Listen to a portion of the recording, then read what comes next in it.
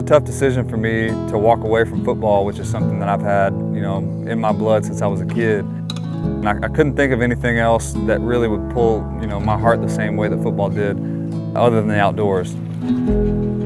When there's a passion involved, things are just different. I remember my dad trying to wake me up for school, and he might as well just sit there and beat me with a pillow in the head. But if he told me, hey, let's get up and go hunting or let's get up and go fishing, if I knew I was going the next morning, I was up and ready, and I'm still that way now a lot of times. And that's something that I don't think you can put a price tag on.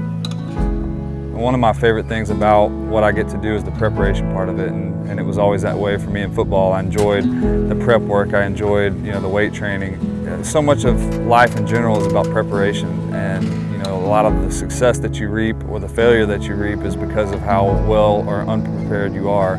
Football for me, I had some God-given talent, but a lot of it was repetition and work and catching the ball and catching the ball. You can't go out there and be a good bow hunter and shoot, casually every once in a while and expect to go out there when the moment's on and everything's different. You have to have done that over and over and over and over again. And that's what I love about it, that's what's difficult about it, but that's what keeps you coming back. I prefer to drive on all these hunts and doing the things I do because I have more control over what I can bring and what I can't bring. I thought about a cargo trailer, I thought about a lot of different options, but what it boiled down to me, I wanted to be able to pull a side-by-side, have a little bit of room in the back for some other things, and I wanted something that I could pull and get good gas mileage, when I'm driving 8 and 10 hours at a time.